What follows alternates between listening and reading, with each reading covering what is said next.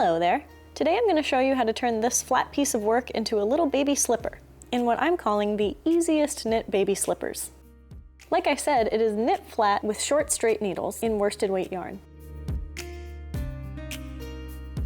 You'll do a few rows of garter stitch, a few rows of 1x1 rib, so knits and purls, followed by another chunk of garter stitch. This creates a piece that stretches in all the right places to form to little baby feet, so you don't have to do anything fancy like turn a heel or make short rows, because let's face it, these socks are for baby feet. They're kind of just there to look cute anyway. So once you've cast on the correct number of stitches for the size you're making, you'll knit every stitch to make the first garter stitch section 1 3/4 inches long, or 4 centimeters.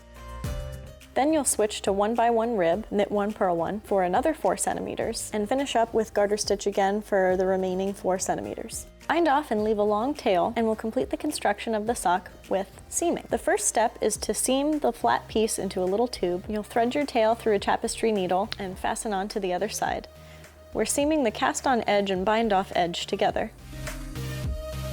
The most popular and seamless way to do this is the mattress stitch, where you thread your needle under both legs of the last stitch, bring it around to the opposite side, and find the corresponding stitch on the bind-off edge, and thread your yarn under both legs of that last stitch.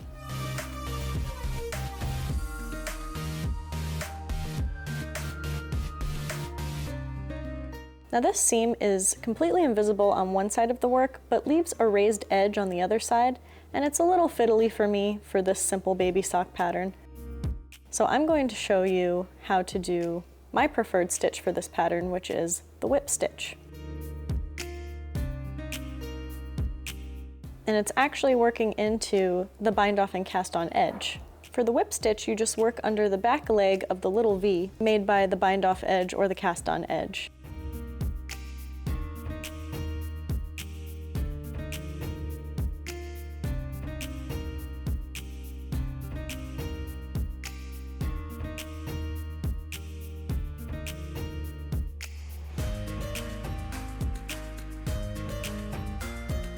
And you'll thread the yarn around and around like this, which I find much faster and more convenient than mattress stitch, but it's up to you.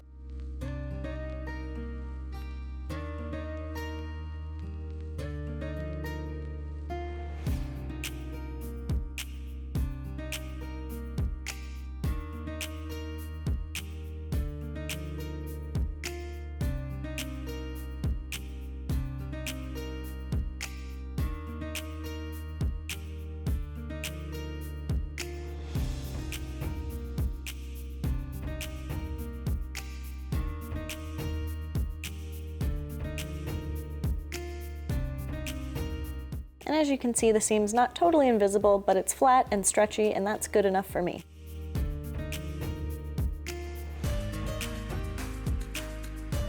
So we've made a little tube. One end is going to be the open end of the sock, and the other end, where your working yarn is conveniently located now, going to be the closure for the toe. To draw the toe closed, just find one strand of yarn around the edge of your work. It doesn't matter exactly where you put it, as long as you work from the outside of your tube towards the inside of your tube, threading the yarn around and around like so. Always working out to in.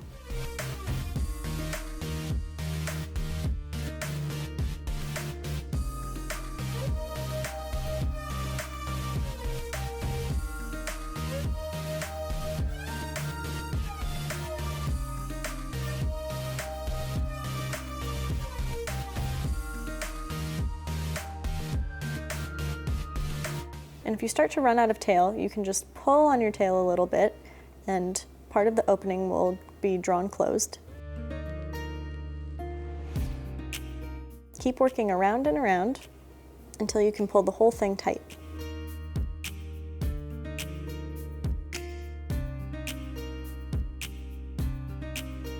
You can close up any gaps that you might have by threading the yarn back over the opening a couple times.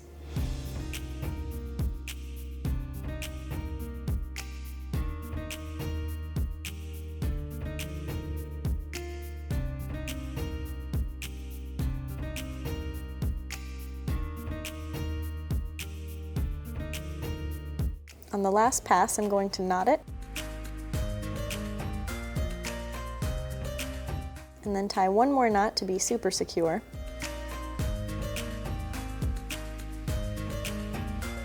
Cut the yarn short and turn your work inside out.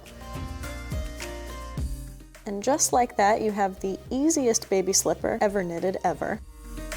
The 1x1 rib lies on top of the foot, which allows for the bend at the ankle. And the back seam is stretchy enough that the mushy little baby heel just sits in there comfortably.